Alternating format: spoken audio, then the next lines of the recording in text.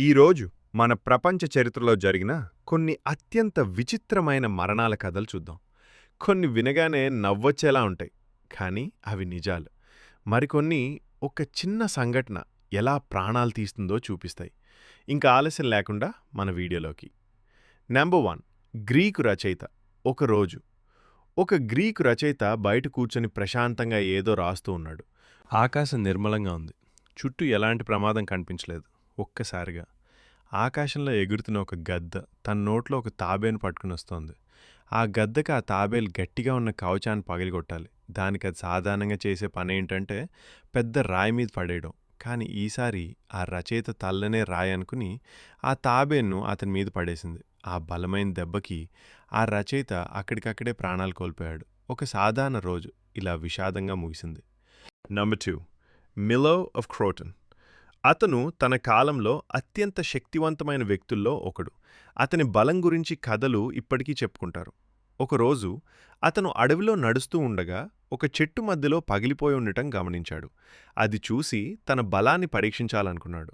ఆ చెట్టును పూర్తిగా చీల్చాలని ప్రయత్నించాడు. కానీ అతని చేతులు ఆ చెట్టు చీలికలో ఇరుక్కుపోయాయి. ఎంత ప్రయత్నించినా అతను బయటపడలేకపోయాడు.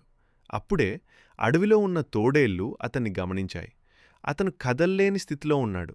కొద్దిసేపట్లోనే ఆ తోడేళ్లు అతని మీద దాడి చేశాయి. చివరికి అంతటి బలవంతుడైన మిలో అసహాయంగా ప్రాణాలు కోల్పోయాడు. నంబర్ 3, ఎంపెడాక్లస్ ఒక గొప్ప తత్వవేత్త. అతను తనను సాధారణ మనిషిగా కాకుండా దేవుడిలా గుర్తింపు పొందాలని కోరుకున్నాడు. ఒకరోజు తన గురించి ఒక గొప్ప కథ మిగిలాలని నిర్ణయించుకున్నాడు. అందుకే ఒక అగ్నిపర్వతం దగ్గరకు వెళ్ళాడు. అది సాధారణ స్థలం కాదు. లోపల మంటలు ఎగిసిపడుతున్నాయి. అప్పుడే ఎవరు ఊహించని పనిచేశాడు.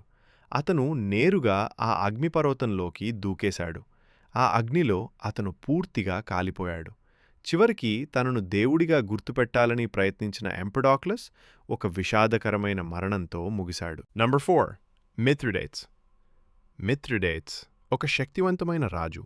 శత్రువులు తనను విషంతో చంపుతారనే భయంతో అతను ప్రతిరోజు కొద్దిగా విషం తీసుకునే అలవాటు చేసుకున్నాడు. అలా చేస్తూ అతని శరీరం విషానికి అలవాటు పడిపోయింది. కానీ ఒకరోజు అతను యుద్ధంలో ఓడిపోయాడు. శత్రువుల చేతిలో పడకూడదని తానే విషం తాగి చనిపోవాలని నిర్ణయించుకున్నాడు. కానీ అతను తాగిన విషం పనిచేయలేదు. ఎందుకంటే అతని శరీరం ఇప్పటికే విషానికి అలవాటు పడిపోయింది. చివరికి తన సైనికుడికి ఆజ్ఞ ఇచ్చి తనను చంపమని చెప్పాల్సి వచ్చింది. ఇలా విషం నుంచి తప్పించుకోవాలని చూసిన రాజు అదే కారణంగా మరణాన్ని ఎదుర్కొన్నాడు. నంబర్ 5,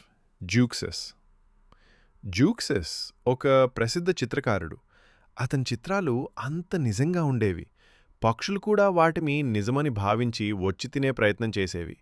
ఒకరోజు ఒక వృద్ధ మహిళ చిత్రాన్ని గీయాలని నిర్ణయించాడు. ఆమె రూపం చూసి అతను చిత్రాన్ని గీస్తూ నవ్వడం ప్రారంభించాడు. ఆ చిత్రం అంత విచిత్రంగా ఉండడంతో అతను ఆపుకోలేకపోయాడు. నవ్వుతూ అతనికి శ్వాస ఆడక చివరికి అక్కడికక్కడే ప్రాణాలు కోల్పోయాడు. ఇలా తన కలపై నవ్వుతూ జూక్సిస్ తన జీవితాన్ని ముగించాడు. నంబర్ 6, మార్కస్ లిసినియస్ క్రాసెస్ రోమ్లో అత్యంత ధనవంతులలో ఒకడు. డబ్బుపై అతనికున్న ఆశ అతన్ని యుద్ధానికి కూడా నడిపించింది. పార్థియన్ యుద్ధంలో అతను ఓడిపోయాడు. శత్రువులు అతన్ని పట్టుకున్నారు. అతని లోభాన్ని ఎగతాళి చేస్తూ ఒక క్రూరమైన శిక్ష విధించారు. కరిగిన బంగారాన్ని అతని నోటిలో పోశారు. ఆ వేడి బంగారం అతని గొంతు, శరీరాన్ని కాల్చేసింది. చివరికి డబ్బు కోసం బ్రతికిన క్రాసెస్ అదే బంగారంతో మరణించాడు. నంబర్ 7, చిన్ షీ హువాంగ్ చైనా దేశాన్ని ఏకం చేసిన శక్తివంతమైన చక్రవర్తి. అతనికి ఒకే ఒక్క భయం, మరణం. ఎప్పటికీ బ్రతకాలని అమృతాన్ని వెతకడం ప్రారంభించాడు.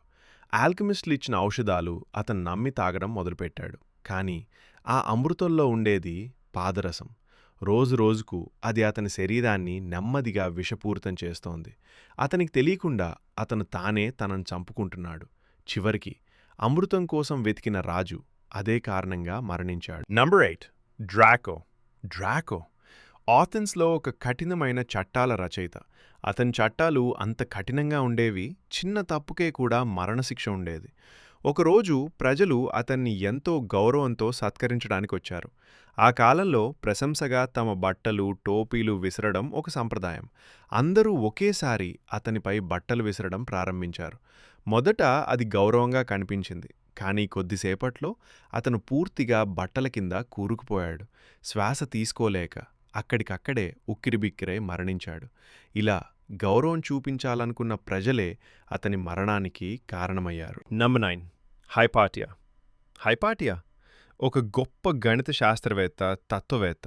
ఆమె జ్ఞానం ఆ కాలంలో ఎంతోమందికి ప్రేరణ.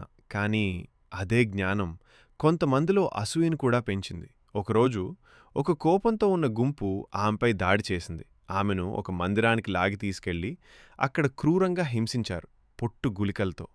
ఆమె శరీరాన్ని చీల్చి చివరికి అక్కడికక్కడే ఆమెను చంపేశారు. ఇలా జ్ఞానం కోసం బ్రతికిన ఒక మహానుభావురాలు అజ్ఞానం కారణంగా ప్రాణాలు కోల్పోయింది. ఈ వీడియో మీకు నచ్చితే లైక్ చేయండి. మరిన్ని ఇలాంటి ఆసక్తికరమైన కథల కోసం మా ఛానల్ను సబ్స్క్రైబ్ చేయండి.